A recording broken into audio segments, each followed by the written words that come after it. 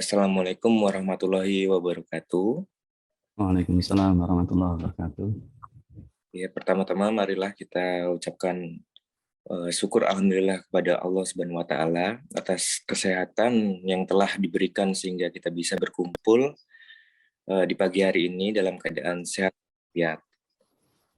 Baik, izinkan saya untuk menyapa para audien dulu Pak ya, yang sama-sama hadir di pagi hari ini. Yang pertama yang terhormat Bapak Ahmad Akbar Susanto selaku Ketua ISMI Sleman. Yang kedua ada Ibu Arifah, selanjutnya ada Asnafiah, dan yang terakhir ada Rama Sidik Pratama. Dan Bapak Ibu sekalian, tentunya di tengah-tengah kita ini sudah hadir narasumber kita pagi ini. Beliau adalah Bapak Mustafa MSC. Terima kasih Bapak Mustafa. Selanjutnya saya akan membacakan susunan acara pagi hari ini. Yang pertama pembukaan, yang kedua penyampaian materi. Mohon izin untuk mengingatkan penyampaian materi pagi ini akan berlangsung secara 40 menit. Dan sisanya kita akan melakukan diskusi. Oke, Pak. Terus yang selanjutnya adalah sesi tanya-jawab. Setelah itu penutup. Baik, kita buka acara ini dengan bacaan basmalah. Bismillahirrahmanirrahim. Selanjutnya saya akan membacakan topik pembahasan yang di pagi hari ini. Topik pembahasannya adalah pendidikan, religiositas, dan perilaku ekonomi masyarakat Indonesia yang akan disampaikan oleh Bapak Mustafa. Bapak Mustafa, MSc, beliau adalah dosen Fakultas Ekonomi Universitas Negeri Yogyakarta.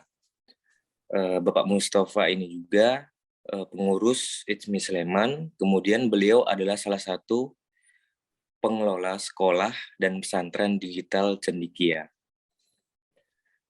Baik Bapak dan Ibu-Ibu sekalian, untuk mempersingkat waktu, kami persilahkan kepada Bapak Mustafa untuk menyampaikan materi yang sudah disiapkan. Monggo saya persilahkan untuk Bapak Mustafa. Terima kasih, Mas Agung. Nggih, Pak. Assalamualaikum warahmatullahi wabarakatuh. Waalaikumsalam warahmatullahi wabarakatuh. Alhamdulillahirabbil alamin. Asbahna wa asbahal mulku lillah walhamdulillahi la syarikalah. La ilaha illa wa ilayhi nusur. Asbahna ala fitratil Islam wa kalimatil ikhlas wa ala dini nabiyyina Muhammadin sallallahu alaihi wasallam wa ala millati abiyina Ibrahim hanifa wa ma kana minal musyrikin. Asyhadu an la ilaha illallah wahdahu la syarikalah wa asyhadu anna Muhammadar Rasulullah. Yang saya hormati Bapak Ketua ISMI Sleman, Bapak Akbar Susanto, beliau adalah pembimbing saya. Kemudian Bapak Ibu pengurus ISMI Sleman yang dirahmati Allah, serta hadirin yang ada di forum Zoom ini. Puji syukur kehadirat Allah kesempatan pagi hari ini di hari Sabtu tanggal 4 Desember akhir tahun 2021 kita bisa bersama di forum Zoom kajian kitab ISMI Sleman yang diselenggarakan secara rutin setiap hari Sabtu. Terima kasih atas waktu dan kesempatan yang diberikan pada saya untuk menyampaikan hasil riset yang kami lakukan bersama Prof. Catur dan Pak Akbar di UGM terkait dengan pendidikan, religiositas, dan perilaku ekonomi masyarakat di Indonesia. Mohon izin untuk menyampaikan slide-nya.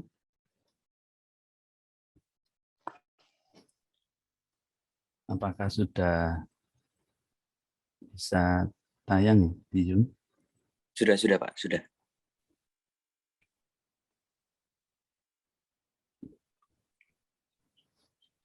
Jadi pendidikan, religiositas, dan perilaku ekonomi ini 3 kata kunci yang akan kita kaji pada kesempatan hari ini.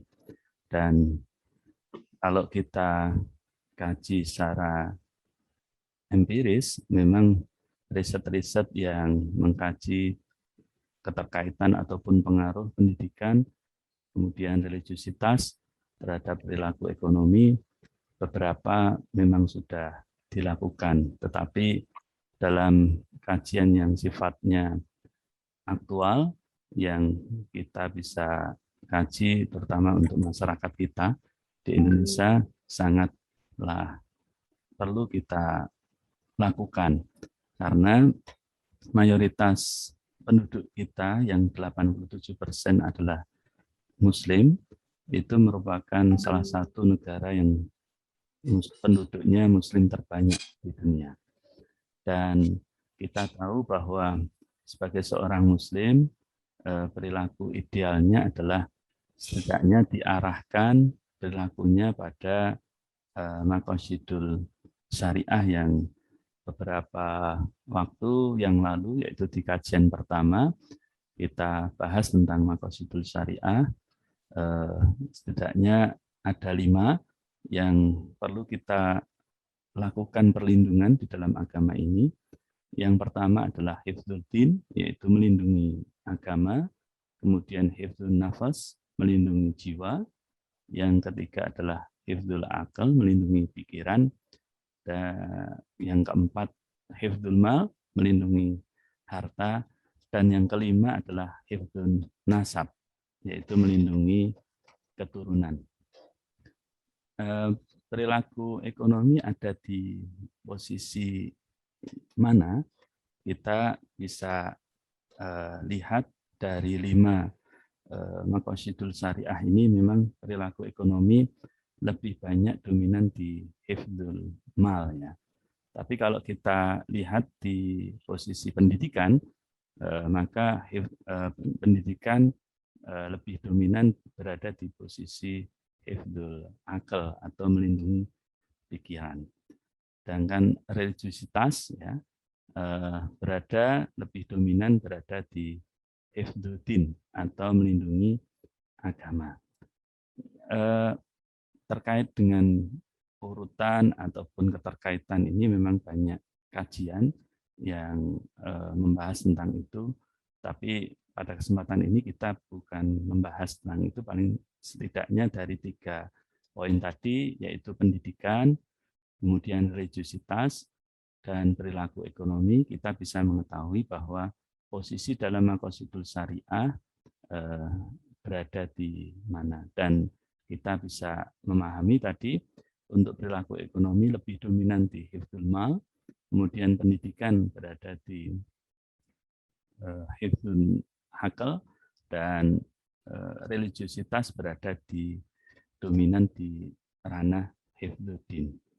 Dan kita juga memahami dalam perilaku keseharian, baik itu sebagai manusia, ya, terutama dalam perilaku ekonomi, sering, ya, di kajian ekonomi konvensional kita senantiasa diberikan konsep istilah yang disebut dengan homo economicus, ya, bahwa manusia diasumsikan sebagai makhluk yang homo economicus, yang berperilaku senantiasa rasional, tetapi kenyataannya fenomena tersebut tidaklah sesuai dengan kehidupan sehari-hari, apalagi kita sebagai seorang Muslim, ya. Ada kegiatan berdonasi, ya, bersedekah, kemudian kegiatan memberi nafkah keluarga, kemudian aktivitas sosial, dan perilaku-perilaku lainnya.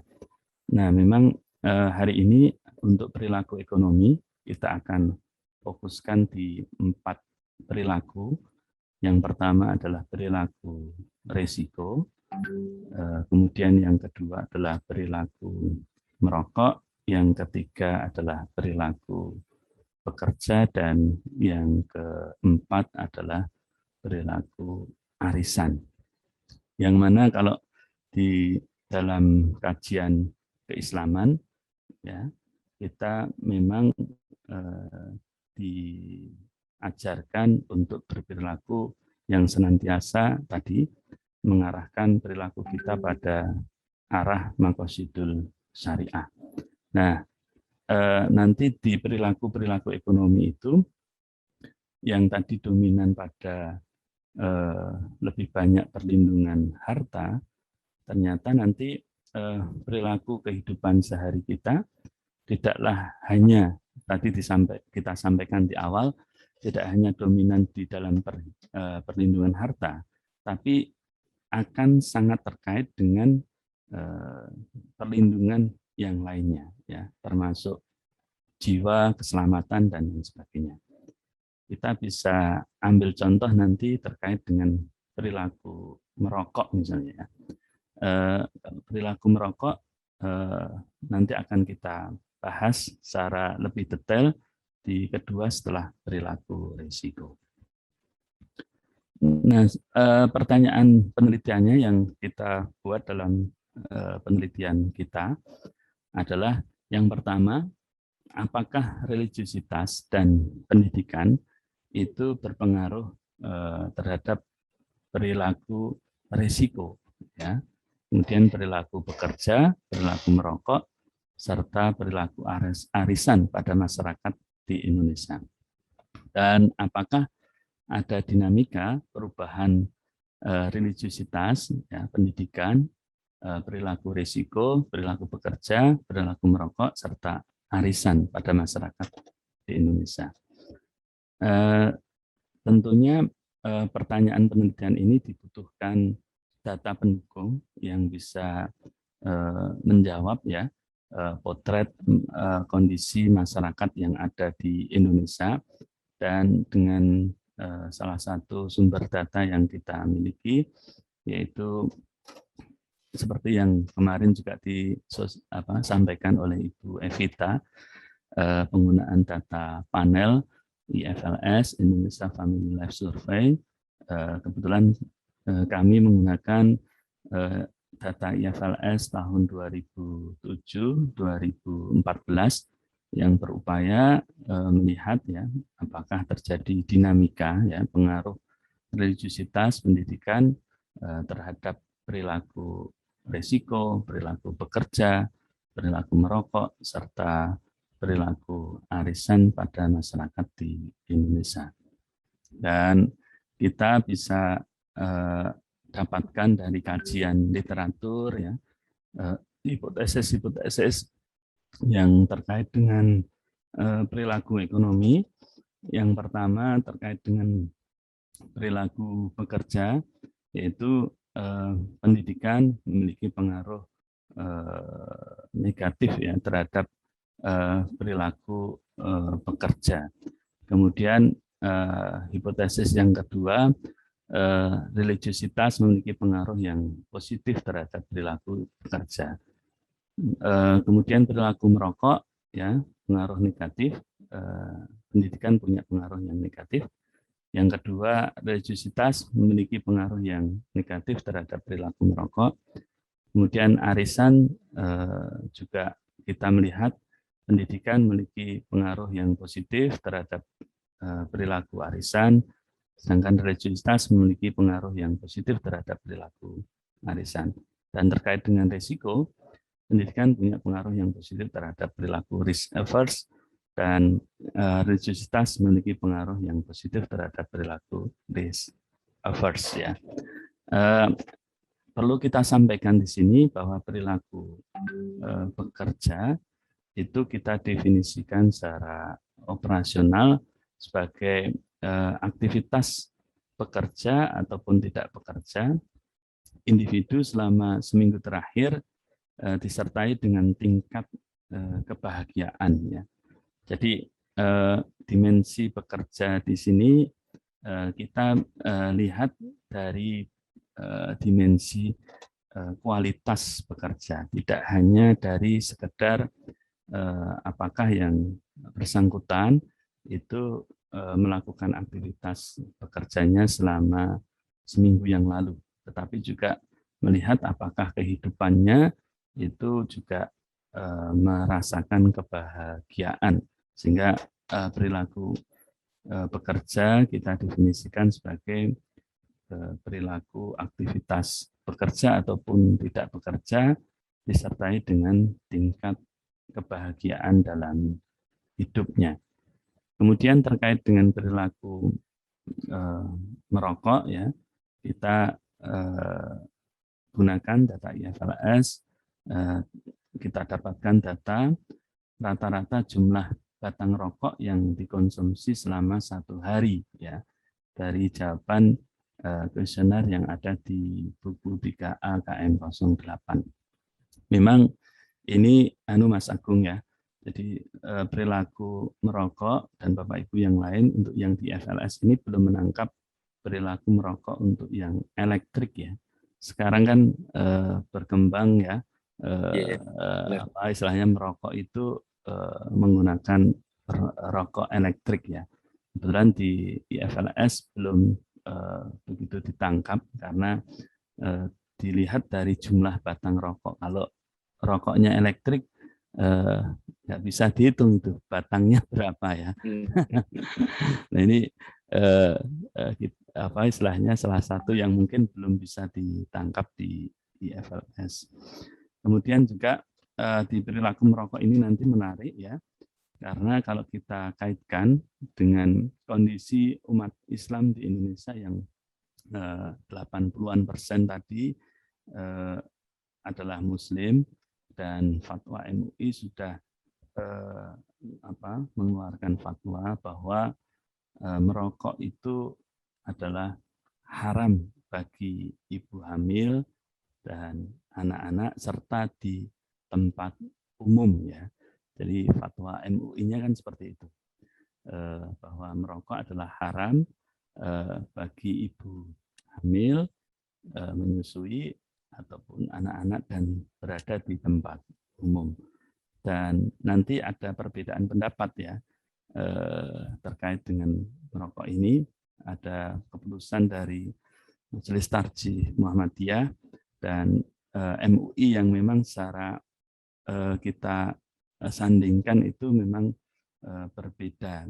Nah, kita bisa melihat nanti di dalam hasil cross tab, ya, hasil cross tab bahwa ataupun di hasil regresi nanti terkait dengan religiusitas terkait dengan perilaku merokok. Yang ketiga adalah perilaku arisan, ya. Jadi arisan ini adalah sebuah tradisi yang ada di masyarakat Indonesia, dan kita bisa tahu masyarakat kita partisipasinya dalam arisan biasanya tidak hanya satu, ya, dan ini diambil dari data IFLS buku 3B PM01 keikutsertaan dalam arisan dan PM01A berapa jumlah arisan yang diikuti oleh masyarakat di Indonesia. Dan yang keempat adalah perilaku terkait dengan risiko. Ini memang juga menarik karena biasanya perilaku risiko ini terkait dengan perilaku lainnya, yaitu kita peroleh dari buku 3A SI, di mana di sana ada pertanyaan terkait dengan pengambilan risiko yang dijawab oleh responden IFLS, yang mana kita buat generate, ya, perilaku risiko ini adalah skor yang diperoleh oleh responden pada game pertama yang meliputi pertanyaan SI01 sampai dengan SI05, dan juga game kedua di SI11 dan SI15, ya. Ini yang lebih crowded, ya, karena kalau kita kaitkan dengan asumsi homo economicus nanti akan bisa terlihat, ya, apakah perilaku dari individu itu apakah rasional dan apakah rasionalitas itu konsisten ya. Nanti kalau di buku IFLS ya ada beberapa riset ya yang mengkaji tentang perilaku risiko ini ya, termasuk dari Mas Sanjaya di UGM terkait dengan perilaku risiko yang mengambil di buku 3A SI di IFLS. Pertama memang responden diberikan pilihan ya untuk menjawab. Pilihannya adalah ada 3 ya, yang itu ada di buku SI 01. Apakah memilih ya untuk menerima dari pilihan itu mana yang akan diambil ya. Dan dari penskoran yang kita lakukan, kita dapatkan bahwa skor untuk perilaku risiko ini didapatkan dari skor hasil game 1 dan game 2, di mana hasilnya adalah nilai minimalnya adalah 0, kemudian nilai maksimalnya adalah 4, di mana 0 ini kita definisikan sebagai very risk averse atau sangat menghindari risiko, kemudian 1, 2, kemudian 3, 4 ya. Yang satu adalah risk averse, kemudian yang 2 adalah netral ya. Yang ketiga adalah risk loving atau menyukai risiko. Yang keempat adalah very risk loving ya. Dan nanti akan kita bisa dapatkan hasilnya pengaruh pendidikan dan religiusitas terhadap perilaku risiko. Ini karena datanya panel ya, ada 2 yang kita sandingkan dan hasilnya juga konsisten.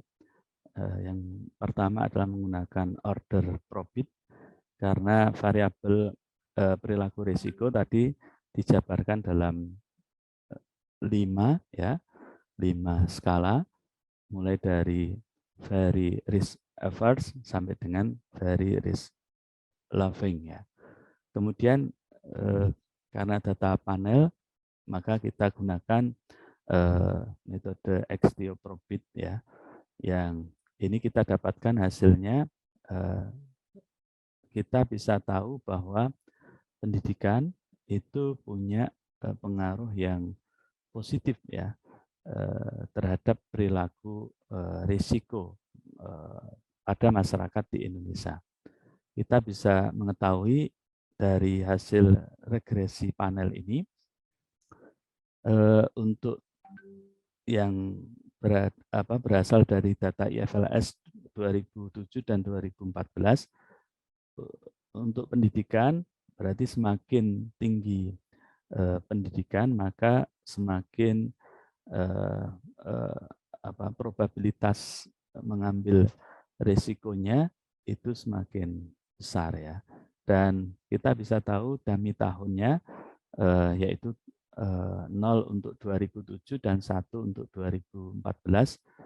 Kita bisa maknai bahwa untuk tahun 2014 karena satunya 2014 itu perilaku risikonya itu meningkat ya. Kemudian yang menarik adalah ternyata religiusitas ini tidak berpengaruh terhadap perilaku risiko masyarakat di Indonesia. Jadi dari hasil regresinya tidak signifikan ya, dan ini kita juga gunakan variabel kontrol di level rumah tangga dan komunitas ya. Untuk level komunitas kita gunakan data yaitu sejarah terjadinya bencana di desa tersebut. Apakah dalam 5 tahun terjadi bencana alam yang ada di daerah tersebut. Nah, hasilnya adalah positif, berarti jika di daerah tersebut terjadi bencana dalam jangka waktu 5 tahun terakhir, pada saat di survei terakhir yaitu 2014, maka probabilitas masyarakatnya dalam pengambilan risiko itu lebih besar. Ini gambaran singkat terkait dengan pengaruh pendidikan dan religiusitas terhadap perilaku risiko, karena datanya berupa ordinal, ya, profit, digunakanlah marginal effect sebagai menghitung elastisitas, ya, perubahan variabel terhadap variabel Y-nya. Kemudian yang berikutnya, karena 4 ya, ini kita sampaikan secara singkat, tidak semua tabel dan hasil kita sampaikan karena waktu terbatas, ya, yaitu pengaruh pendidikan dan religiusitas terhadap perilaku merokok masyarakat Indonesia, ya. Kita karena tadi Y-nya adalah jumlah batang rokok, ya, yang dikonsumsi masyarakat dalam satu hari, ya, kita peroleh kalau yang tidak merokok ya 0, ya. Kalau di deskripsinya kita buat kategori, Mas Agung. Jadi masyarakat yang pertama adalah bukan perokok, yaitu berarti jumlah batang rokok sehari adalah 0, ya.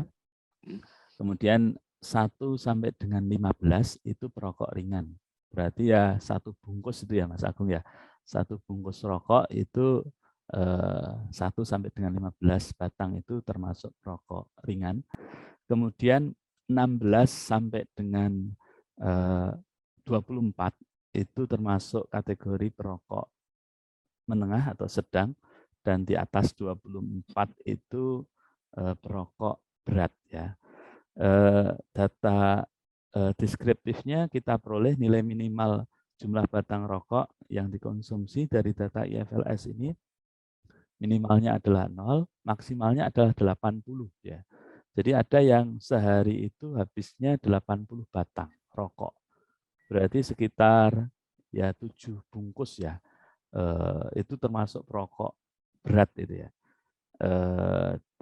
Tetapi dalam kita untuk mengetahui pengaruh pendidikan dan religiusitas terhadap perilaku merokok masyarakat Indonesia, kita gunakan tadi bukan skala ordinal, tetapi adalah jumlah batang rokok sebagai variabel dependennya. Dan kita gunakan, ya, dengan metode panel, kita pilih dari metode 3 itu ada pool least square, kemudian fixed effect dan random effect. Tetapi ternyata kita mendapatkan masalah heteroskedastisitas, ya, untuk data IFLS ini untuk yang 2007 dan 2014, sehingga kita gunakan metode SUR atau seemingly unrelated regression, ya. Ini salah satu teknik di dalam mengatasi heteroskedastisitas untuk data panel menggunakan metode SUR, ya.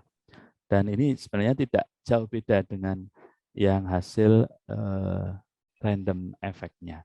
Kita bisa tahu di situ bahwa pengaruh dari tadi pendidikan itu negatif, ya. Jadi semakin tinggi pendidikan berarti jumlah batang rokok yang dikonsumsi semakin rendah, ya, semakin rendah.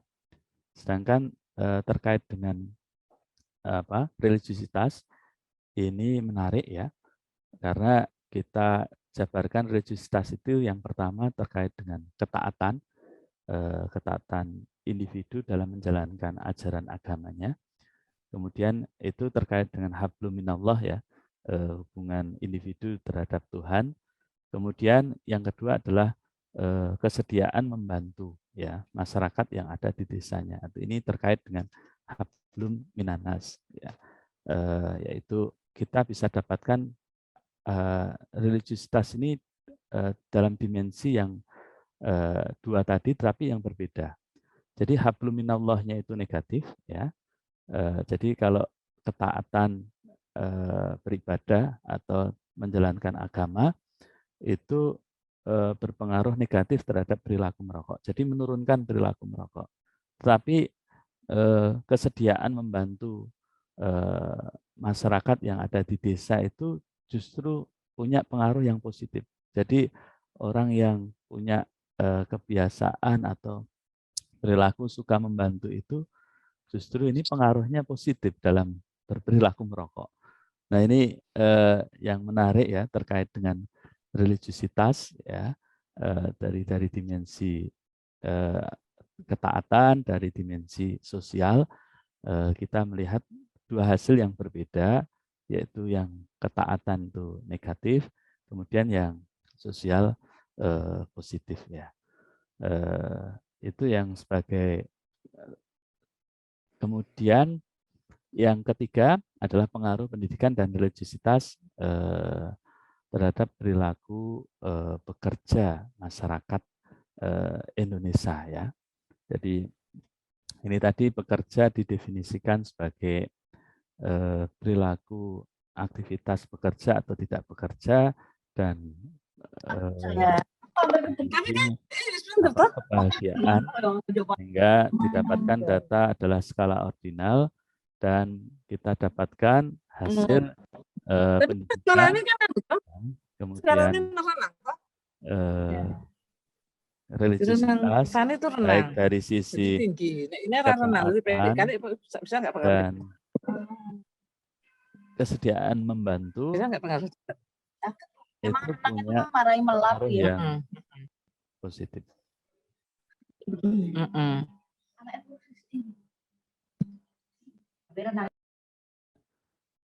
Punya pengaruh yang positif. Jadi pendidikan dan religiusitas, terutama dari sisi ketaatan, kesediaan membantu, itu punya pengaruh yang positif ya terhadap perilaku bekerja masyarakat di Indonesia. Kemudian yang keempat atau yang terakhir sebelum kita diskusi, yaitu pengaruh pendidikan dan religiusitas terhadap perilaku arisan masyarakat di Indonesia. Kita bisa dapatkan untuk perilaku arisan ini dari tahun 2007 ke 2014 mengalami peningkatan ya. Kemudian terkait dengan pengaruh pendidikan, kemudian religiusitas, baik dari sisi ketaatan dan kesediaan membantu, itu punya pengaruh yang positif ya. Dan ini kalau di konsep ajaran Islam, arisan itu sebagai ta'awun ya, atau saling membantu ya. Dan memang yang berkembang di masyarakat kita arisan campur dengan simpan pinjam ya. Dan krusialnya adalah seandainya simpan pinjam tersebut menggunakan berbunga ya. Ini yang krusial untuk masyarakat kita. Tapi kalau sebenarnya konsep arisan itu adalah sebagai konsep bentuk ta'awun, saling membantu masyarakat satu dengan lainnya. Saya kira ini tadi sudah kita sampaikan ya, dan dari 4 perilaku itu, yang pertama adalah perilaku risiko. Kita bisa melihat ya generasi Y ya cenderung lebih risk taker ya kalau dilihat dari kohort usianya, sedangkan generasi baby boomers, generasi senior ini lebih cenderung risk averse ya. Jadi kondisinya seperti itu.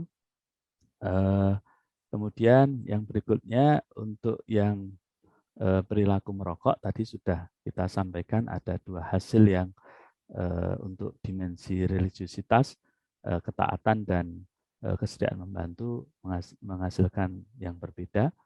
Kemudian yang bekerja ini punya pengaruh yang positif ya, variabel-variabel independennya.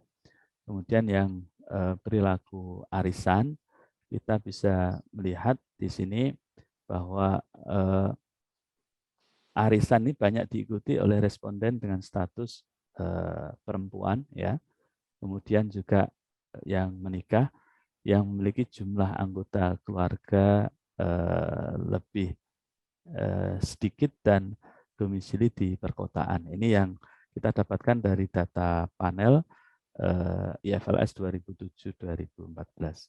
Saya kira demikian sebagai hasil di awal ini, karena kalau kita sampaikan seluruhnya tabel dan grafik mungkin waktu yang tidak cukup Mas Agung pada kesempatan pagi hari ini, dan monggo kesempatan untuk kita diskusi dari perilaku itu memang kalau dikaitkan dengan kondisi saat ini ya, kondisi pandemi, banyak perubahan perilaku yang ada di masyarakat kita ya, dan ini menjadi objek kajian yang bisa kita terus lakukan ya, apalagi dengan data-data sekarang banyak big data yang bisa kita manfaatkan.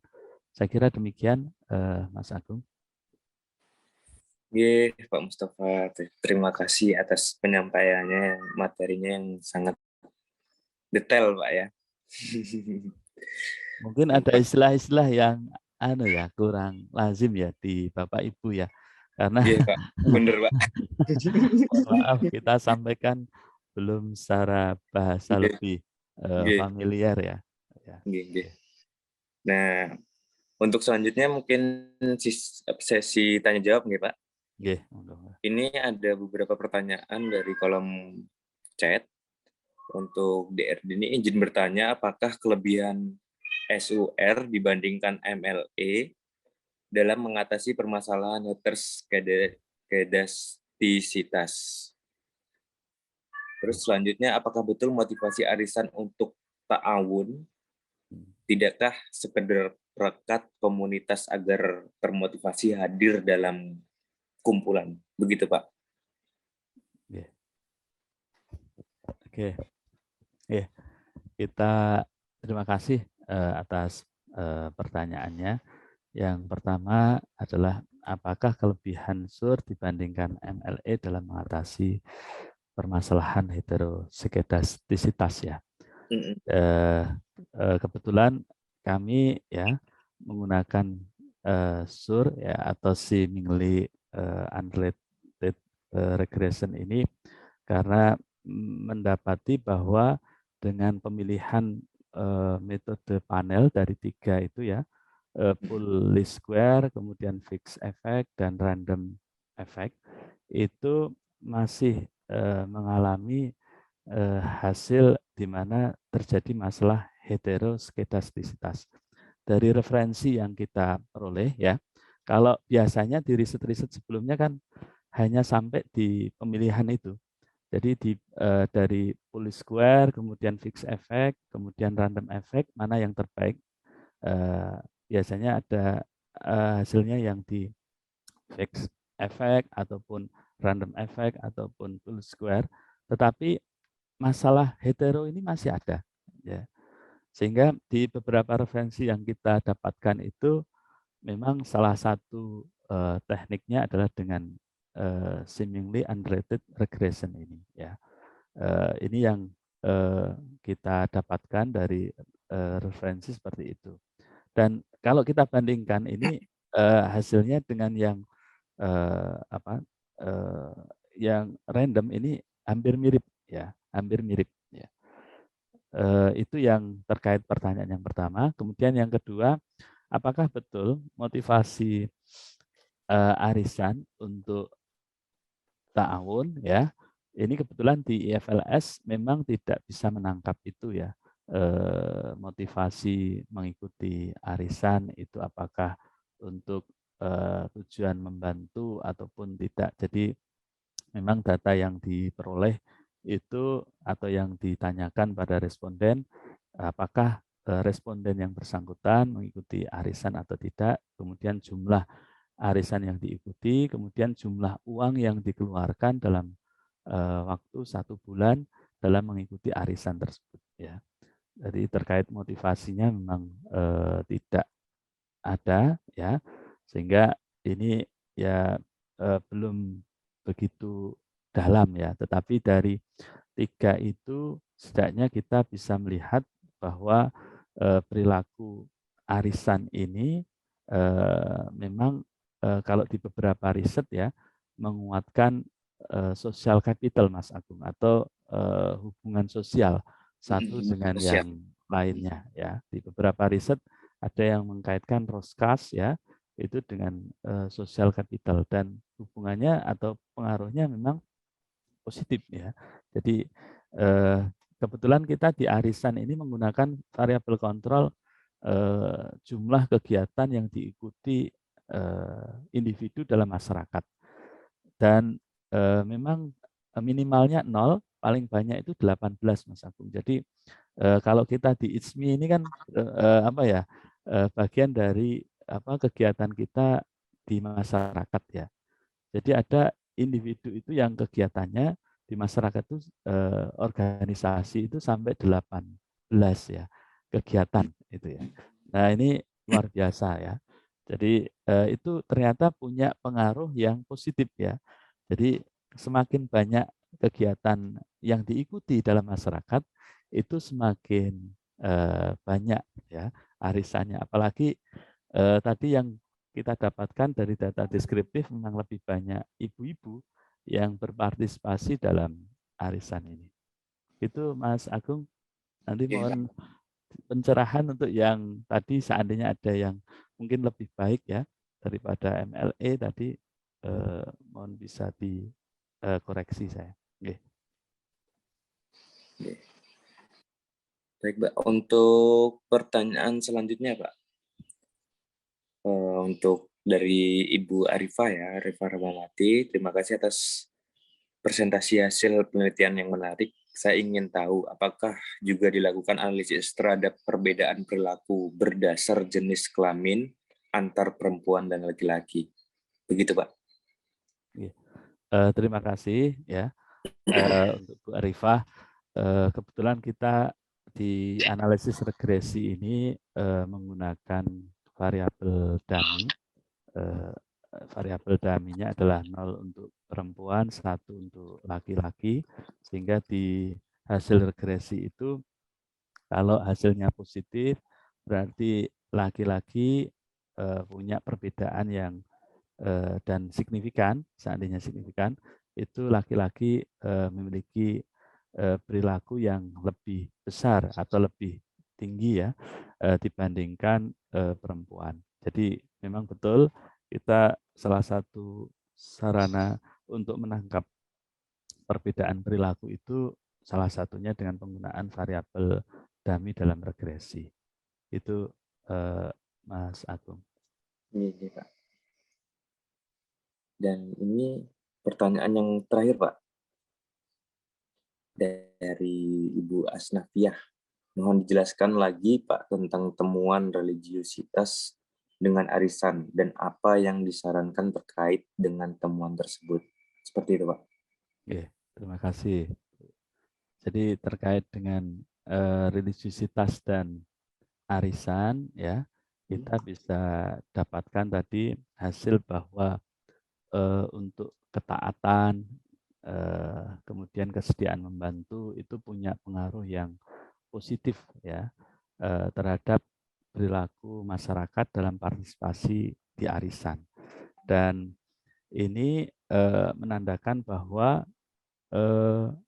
perilaku arisan ini akan semakin tumbuh berkembang pada saat masyarakat dari sisi aktivitas keagamaannya, terutama ketaatannya, kemudian kesediaan membantu pada sesama itu mengalami peningkatan. Dan ini sesuatu hal yang bagus ya di dalam ajaran agama Islam, karena biasanya kalau di arisan itu secara sederhana yang dapat di awal ya, jadi arisan itu kan kita menyetorkan sejumlah uang dalam periode waktu tertentu, bisa mingguan, bisa bulanan ya. Kemudian uang itu terkumpul, kemudian diundi ya, diundi.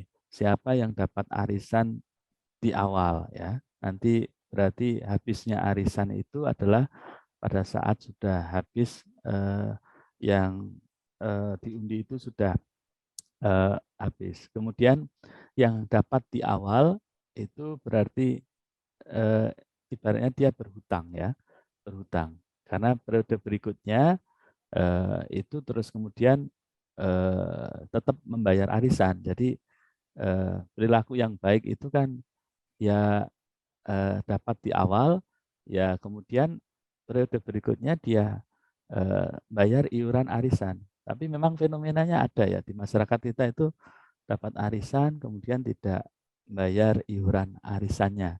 Itu sama saja dengan ngemplang ya Mas Agung. Ngemplang hutang. Karena itu ibaratnya hutang dan tanpa berbunga itu ya. Tanpa berbunga ya. Beda kalau misalnya simpan pinjam ya. Nah, yang krusial adalah seandainya simpan pinjam itu ada bunga dan bunga itu ya.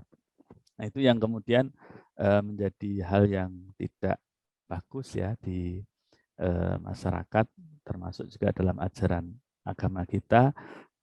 Dengan bunga itu akan sebagai bentuk riba ya. Dan memang tidak mudah ya membudayakan arisan, kemudian memang betul-betul arisan ini memberikan kekuatan pada umat Islam untuk saling membantu ya, saling membantu. Jadi memang ada beberapa sarana ya di dalam masyarakat kita, dan salah satu sarana itu adalah arisan ya. Karena dengan arisan orang yang mungkin butuh uang ya atau butuh barang itu bisa mendapatkan uang ataupun barang itu tanpa harus membayar bunga ya. Itu saya kira bentuk ta'awunnya seperti itu. Memang ada bentuk-bentuk sarana yang lain kayak infak, sedekah, kemudian apa istilahnya munasoroh ya. Itu bentuk-bentuk aktivitas mungkin sosial yang lain. Tetapi memang arisan juga bisa kita kategorikan sebagai bentuk ta'awun, saling membantu, meringankan dalam mencukupi kebutuhan, terutama tanpa adanya tambahan bunga tadi. Itu Mas Agung. Baik, Pak. Dan kita masih ada waktu 9 menit lagi, Pak ya. Ada pertanyaan dari Ibu Arifah lagi nih, Pak. Ya. Mohon dijelaskan lagi, apakah ada perbedaan berlaku mengambil resiko antara perempuan dan laki-laki? Jika ada, kira-kira apa penyebabnya? Seperti itu, Pak. Yang pertanyaan terkait dengan apakah ada perbedaan ya perilaku mengambil risiko antara perempuan dan laki-laki ya. Jika ada, kira-kira apa penyebabnya? Ya ini yang memang perilaku risiko ini menarik ya. Jadi kebetulan itu oleh IFLS diberikan semacam 2 round ya, 2 putaran atau bahasa mudahnya game 1 dan game 2 ya. Di dalam pertanyaan kuesioner di buku 3A SI itu. Dan kita bisa apa istilahnya dapatkan tadi hasil regresinya terkait dengan laki-laki dan perempuan. Kita bisa dapatkan bahwa hasil regresinya dari variabel dummy ini adalah positif ya. Ya, positif ya. Jadi berarti kita bisa dapatkan untuk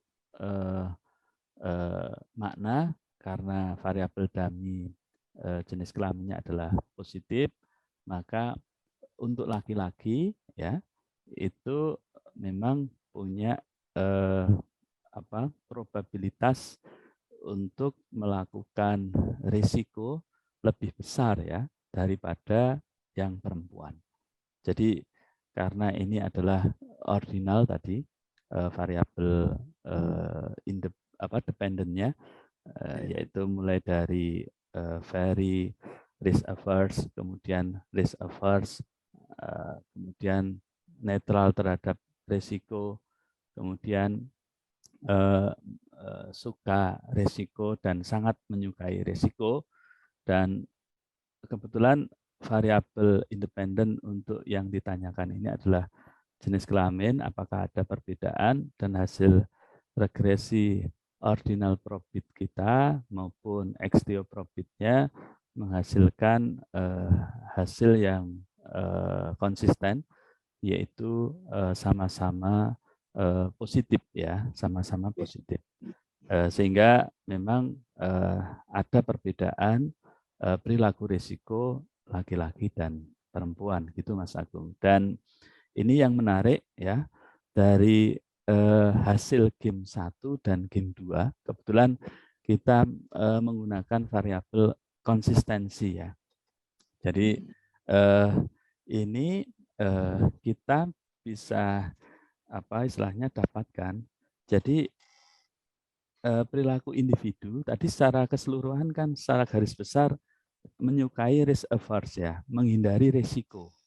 Jadi masyarakat Indonesia itu dari data IFLS ini dapat dipotret bahwa sebagian besar masyarakatnya adalah menyukai risiko. Tetapi ya ini ada bias Mas. Jadi ada perilakunya itu tidak konsisten maksudnya. Jadi pada ronde pertama itu ya, pertanyaan pertama itu risk averse ya.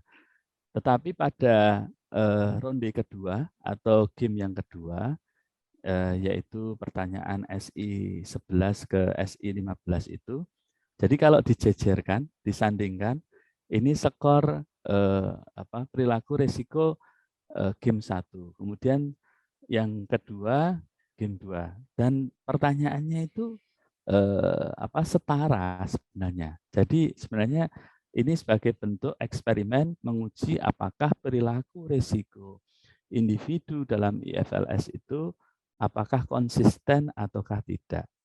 Dan hasilnya adalah memang tidak konsisten, ya, tidak konsisten. Jadi sama seperti manusia itu ya, kita itu ya, kita itu memang secara tadi hasil riset secara umum itu menyukai risk averse,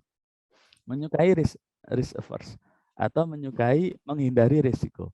Tapi ternyata pada saat bilangan angkanya dirubah, Mas. Jadi itu kan di Daniel Kahneman ya itu meneliti ya. Jadi orang itu kalau disodori uang 800.000 sama 1.600.000 ya, itu nanti berbeda pada saat seseorang itu disuguhi pilihan uang yaitu 16 juta sama 4 juta. Jadi itu biasnya ternyata biasnya di angka itu Mas.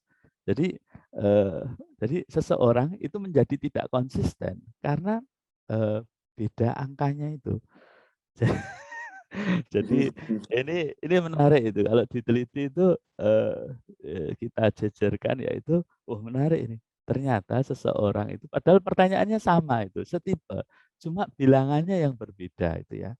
Jadi lebih menyukai yang 800.000 ataukah 1.600.000, kemudian di SI 11 itu ditawarkan ya sampai dengan SI 15 apakah lebih menyukai yang 4 juta ya atau yang 16 juta. 16 juta. Ternyata itu tidak konsisten ya. Jadi tidak konsisten perilakunya hanya karena angkanya yang berbeda. Jadi ada di IFRS juga ada jawaban 8. 8 itu artinya missing. Missing itu ya bisa jadi confused atau bingung itu ya. Jadi memang inkonsistensi istilahnya perilaku ini ada di individu, terutama di masyarakat kita di Indonesia. Makanya saya tambahkan itu variabel generate itu adalah konsistensi. Jadi kalau skor di ronde pertama sama dengan skor di ronde kedua, itu kan berarti konsisten ya. Konsisten. Jadi walaupun angkanya yang disodorkan itu beda, dia tetap konsisten. Jawabnya konsisten.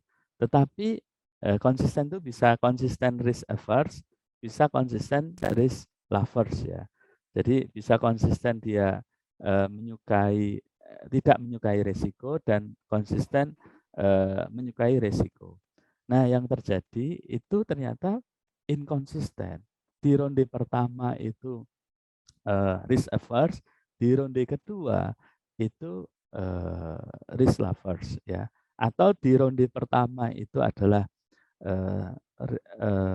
risk lovers, di ronde kedua itu risk averse. Karena di ronde kedua ada yang sampai dia malah kalau ditawari uang dia harus ngasih uang, Mas.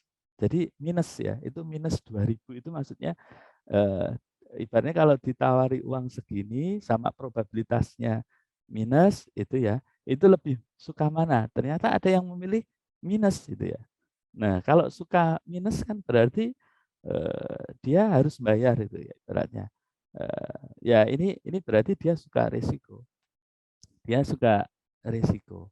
Nah, ini yang terjadi ya. Ada yang di ronde pertama missing karena mungkin belum tahu ya dengan konteks jawabannya itu atau pilihannya, kemudian di ronde kedua dia memilih untuk risk averse atau risk lovers ya. Jadi memang konsistensi perilaku ini kalau kita kaitkan dengan tadi asumsi dalam Homo economicus, perilaku manusia itu inkonsisten. Ya samalah kalau kita dalam rumah ya, rumah tangga itu ya. Kalau tanggal muda begini, kalau yang pegawai itu ya Mas ya, itu ya kondisi kondusif ya. Tapi kalau tanggal tua itu ya misalnya itu mungkin terkait dengan kondisi finansial atau keuangan, itu menimbulkan kondisi psikologis yang berbeda. Sehingga memang behavioral economics apalagi di konteks ekonomi Islam itu sebenarnya suatu topik yang banyak bisa kita gali ya, banyak bisa kita gali. Termasuk juga motivasi-motivasi itu kan tergantung bahasanya ya, tergantung bahasanya.